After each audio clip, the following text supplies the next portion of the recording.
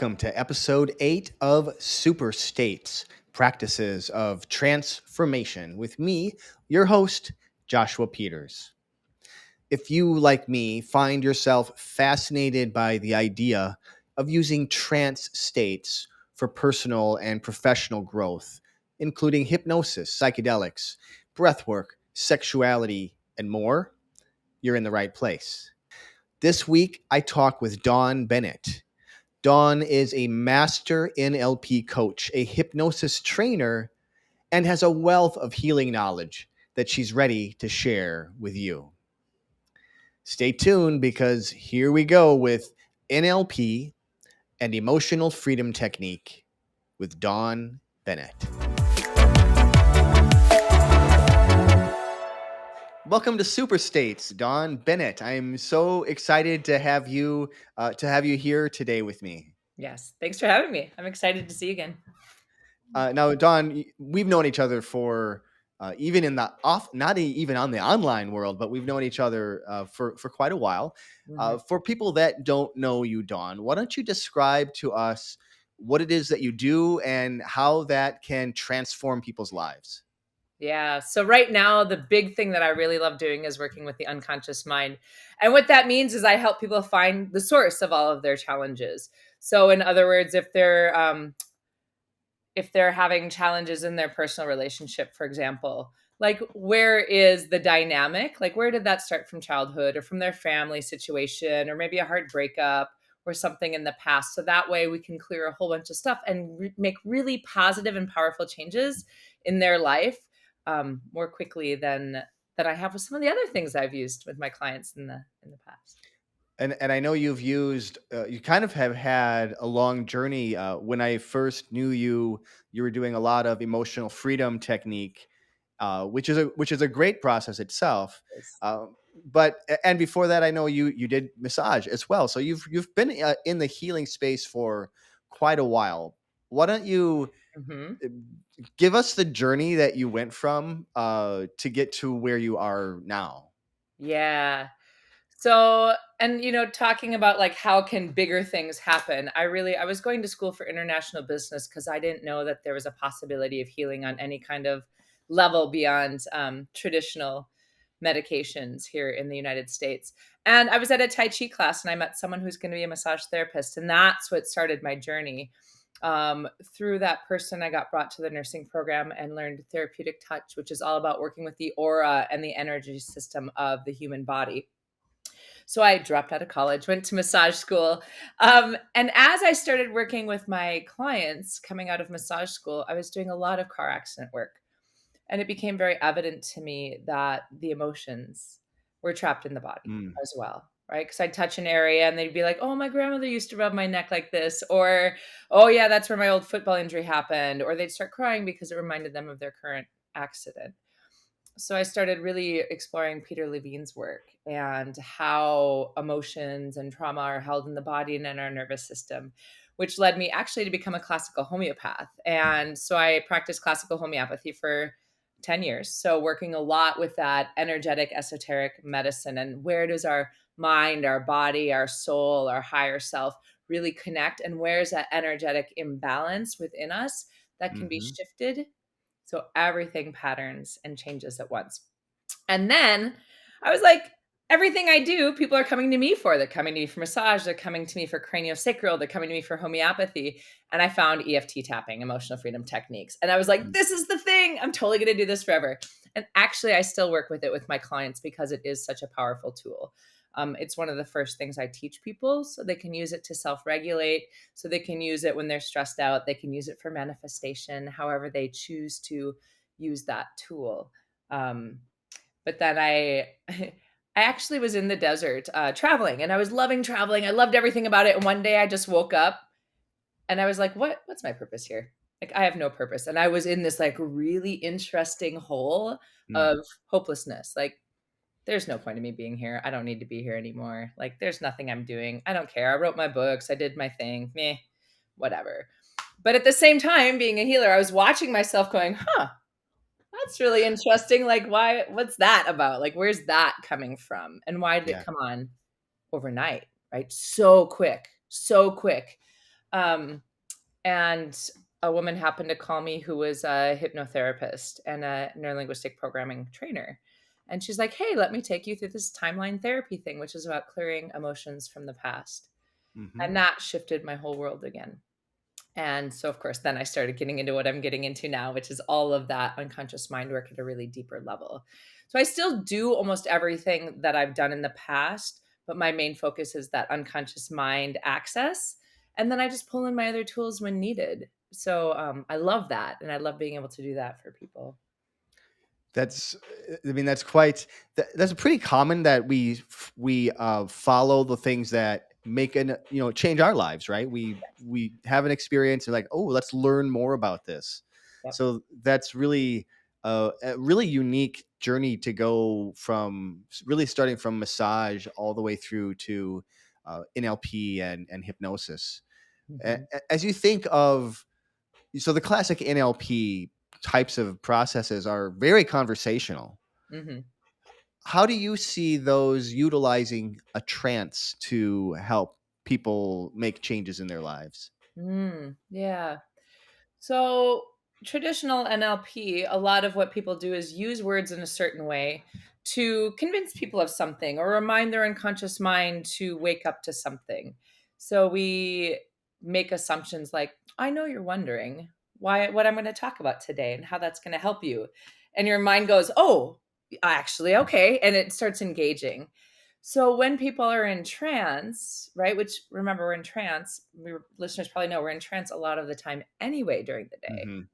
We actually take as NLP practitioners these natural language models that we're already using that already access our unconscious mind. And so when people are in hypnotic trance, sometimes it just allows things to be a little softer. So as I build the world or as I remind them of the world that they already want, the goals that they want, the desires they already have within them, I can add the neurolinguistic programming just to really open up some of those access points and remind the unconscious mind that there's more solutions than just the one that our conscious mind thinks is there. Right? So, like, Yeah. I think I wanna stop, arguing with my spouse. Okay, so I'm gonna do that by, tapping or by journaling or just by, not talking about it or whatever. Well, when we start on reminding through NLP that there are actually other solutions, um, the Hmm. the mind starts coming up with really fascinating ways to really healthily and in alignment with our own soul make those changes. Yeah. I Mhm. like that. Yeah. So you talked a little bit about how you found this NLP and this teacher that had contacted you. Mhm. Where is it that you go to learn more in your field? Mhm. So the training I took started out with Dr. Liz Bolin, and she's a naturopath who also is a hypnotherapy certified trainer and an NLP trainer. So I started out working with her, and that was all online courses. And now I've hit the level where she can't train me anymore. So now I'm seeing a woman named Dr. Kim Redman who owns Creatrix Go Quantum. And then I get certified under the American Board of NLP and the American Board of Hypnotherapy. So those are my main resources for that. Mhm. Great. Yeah. What is something that you think everyone in your industry should either start doing or stop doing?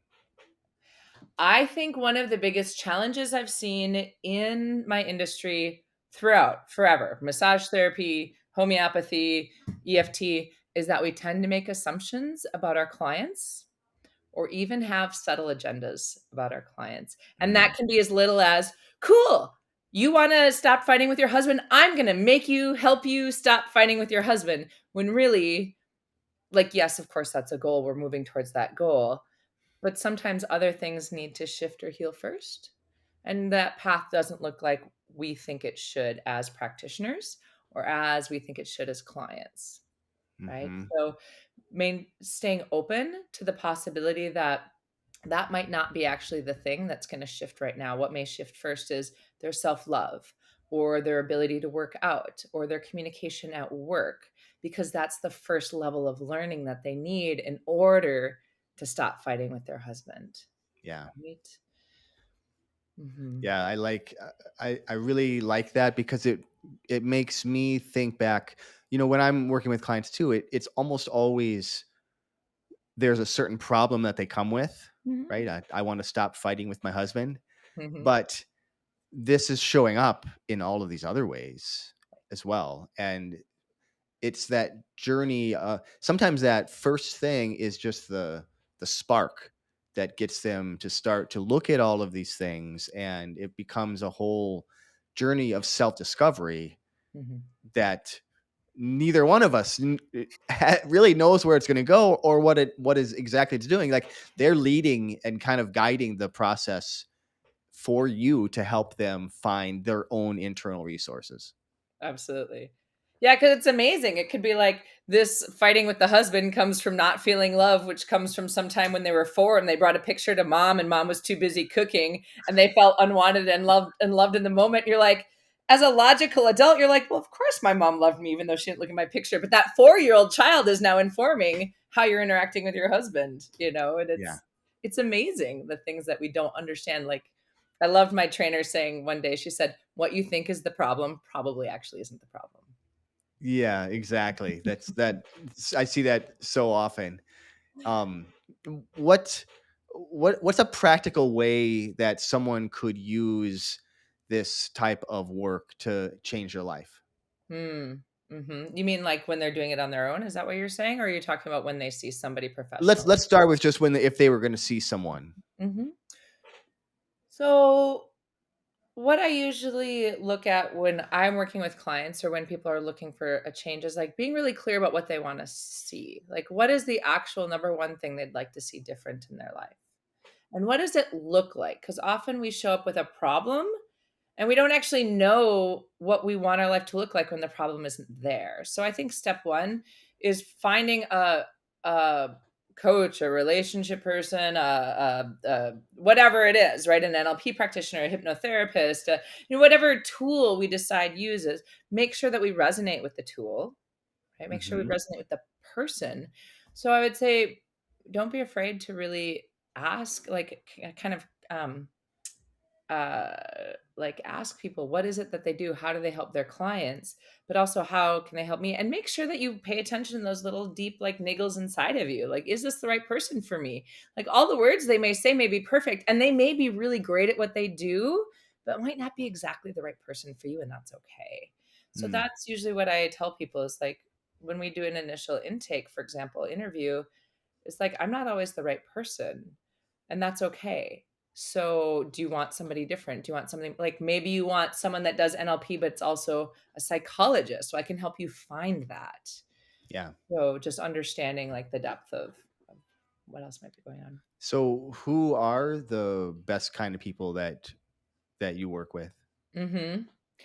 I love people. Like, my natural, like when I took the strengths finder, it was like all about empathy and compassion and harmony and input. Like, so I'm very, very, one of my skills is really helping people see where their communication is. In other words, how are they hearing it differently from somebody else?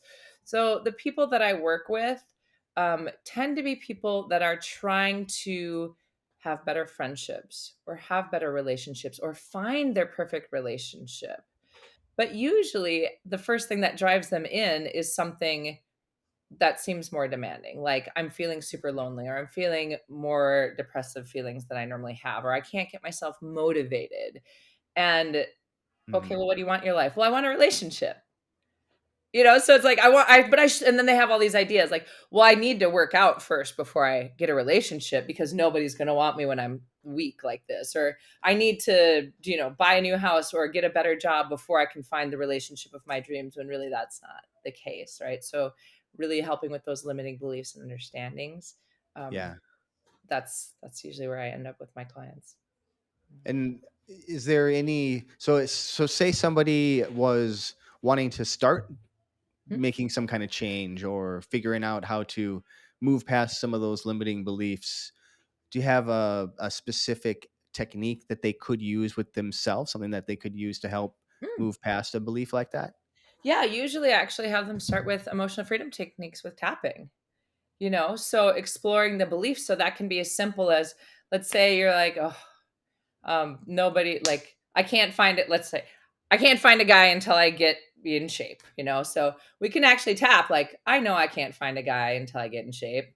Yep, no guy's gonna want me until I get in shape. And we start listening to the little voice in the back of the head, like, where's that coming from? Or where did we learn that? Or did we see that with our mom or our dad? Or, did someone criticize us when we were a child for being overweight or weak or whatever that now has made us decide this belief is showing up? Then they can work with EFT on their own. Okay. So even though when I was 7, Luke on the playground said I was weak and dumb, and that makes me feel angry, I accept I feel this way. And then we start clearing that emotion from that situation from our childhood, which all of a Hmm. sudden changes how our brain accesses our strength and our self-care and our desires and our belief systems around that now. Exactly. Yeah, EFT is such a great resource for doing things like that. Yeah. Absolutely. Is there any risks that people need to keep in mind as they're starting down this path? So, what I see sometimes is people like watching YouTube videos on how to heal themselves, which is great. Good place to start. And a lot of YouTube video people are either uninformed or we're trying to, I do this sometimes myself where I start out all my tapping videos with this is going to be really general and you need to learn the deeper way to do EFT because if I'm just tapping on, let's say, today I'm feeling anxious and overwhelmed, oh my gosh, thinking about all this stuff that could happen in the future. My bank account could go bad or I lose my job or blah blah blah, and they start wrapping in so much stuff. Well, our brain can only clear one thing at a time. Mm, So the danger sometimes of doing all of these things on YouTube or treating ourselves is A, we're not getting to the core often. And B, sometimes we're working on so much stuff, it actually amplifies our emotions rather than calming our emotions. So either like I tell people, if you're doing too big of a challenge with EFT, in other words, instead of focusing on last week when I fought with my sister, I'm thinking about all the times I fought with my sister. That's emotionally overwhelming. And so yeah. either EFT is not going to work at all, or you're going to become emotionally overwhelmed and be like, I'm never doing that stuff again because, I'm just worse now. So that I would say is the biggest danger with some of those things. And working on trauma. One should never work on a trauma by themselves, and that doesn't necessarily mean something like of course it does mean like abuse and like all those things, but it also means things that you perceived as a trauma in the moment. So that Mm, means if you fall off your bike when you're 5 and you get yourself all scraped up and you're crying and nobody's around to help you, that can be experienced as traumatic. And sometimes when you go back to that, even as an adult on your own, sometimes it can trigger some really deep feelings that can be hard to manage on yourself. So that's what I tell people, just to be on the safe side, like really work with things that are present, that are in the now, that are small, bite size, right? mhm. How to eat an elephant one spoonful at a time kind of stuff. And what's really good about what you just described there is the so the fighting with the sister, for example, right? Mhm. That in the brain, it's attached to all of those times anyway. So if you just work with that one very specific example, you're starting to clear out all of those things just because of the way the brain works with Yes. the neuroscience behind all that. Yes, absolutely. Yeah, it's actually more effective than working with all the times because we think, oh, if we do it all at once, it's going to be so much more efficient. And it's really not. This Right, right. is not the place for efficiency. Yeah. Yeah, So, it does. we've talked a little bit about some different ways of altering your state from hypnosis obviously does that. Even the conversation of NLP starts to make your mind go into different places. The emotional freedom technique. What do you what's giving you hope about the future of using these types of altered states to change lives? Mhm. What I love about it is so when I got out of massage school and I was learning about energy work and like higher self and how we're connected and how we're all one and energy patterns, I never wanted to talk about it because I was like, people are gonna think I'm crazy, right? I'm 19, I look like I'm 5, like everyone's gonna think I'm just and what I'm seeing that's really hopeful is people are becoming aware. They're becoming aware of energy systems. Science is able to back it up in some way. Looking at quantum physics, we're starting to understand that when we observe something, just the nature of observation changes. right? We're understanding that time is not as we see it. And so time can be flexible. Even with EFT, I tell people, okay, think about something that was stressful in the past. Okay, now you're getting emotion about it. Now you feel it in your body. Your brain doesn't know the difference between past, present, and future. Yeah. So we can do a lot of really specific work in altered consciousness states that's very gentle, that's very supportive, and doesn't require someone to really like go over their trauma again and again and again, because we can access it by coming up into the quantum field, accessing that point, clearing it in our mind without having to relive it. And that's the thing I think is super, super powerful for people right now, is that they get to heal without reliving it. Yeah. Really, really important. Mhm. Sometimes those those past experiences are too intense to have to make somebody go through. Right? You don't have to go through that stuff Right, to resolve them. right. Dawn, if somebody wants to learn more about you, I mean, I know you do what you're doing now. Can all this be done online? Yes, everything I do is online, except for my Everything. massage, but not very many people do that anymore. And so that's not really your focus anymore. So Right. as you're, if somebody wants to learn more about you, how can they connect with you? hmm So my website is unified-mind.com. That's the best place to go. There's buttons where people can book a 20 to 30-minute call with me, and then we can have a conversation about what are they looking for? Am I the best person? No, or do they need to be referred out? And we can really have a conversation about how can I support them? I can give them some free resources, like I've got on my YouTube channel, I've got how to do tapping, right? And how to learn how to do tapping, quote unquote, properly, the basic techniques. So that's the best way to go, is unified-mind.com. Great. I'll make sure that that's in the show notes, but I'll also put that YouTube that YouTube link in there as well, because that tapping video would be a great resource for somebody who's just wants to kind of dip their toes in, I would think. Yes, yes, absolutely. Great. And Thank and Don, what is one insight or piece of knowledge that you would like everyone listening or watching here to take home with them? you. I would say just really trust that if you want to do something or if you believe something is possible, there's a reason why it's coming to you, right? Like, not everybody wants to be an astronaut. Everyone wants to be a lawyer. Not everyone wants to be a hippie healer. Not every, you know. So if you have a really strong desire, that's because you're meant to do that or be that or expose yourself to that or whatever it is. So just trust that and start doing what you get to do to get there, or to experience that, or to see that, or to heal that, or whatever it is, because that's your path, that's your higher self, that's your intuition, that's your soul saying like, hey, remember this, like you get to do this, this is what you get to be. And then do whatever healing work you need to do to clear the fear or the worry or the anxiety or the, Mhm. that's keeping us safe, right? Because that's our unconscious mind going, ooh, that seems scary, like we're going to keep you safe back here, right? We get to change all that and step into who we're really meant to be here as humans. Yeah, that's trust is the thing that keeps coming up for me. Like just trust and let things unfold for you, but also follow the curiosity, right? Like you said, follow those things that are calling to you, and you don't have to know where it's leading you. Right. It's just about that trust. Yes. And sometimes it's not going to look like what we think it is or be on the Yeah. timeline that we want it to be. So trust is also about letting go of that expectation. So Do you have a moment of trust where you stepped into that void?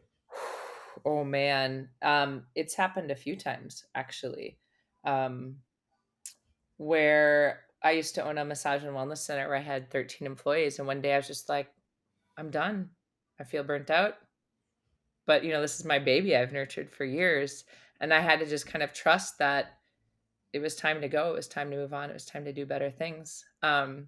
I would say another example is I was hiking once, and I was with my mom in Sweden visiting our homeland per se, and it became really clear to me, like in my mind, I just heard this voice like, you need to come back. And I was like, yeah, okay, cool. I kept hiking, and they're like, next year. And I was like, what?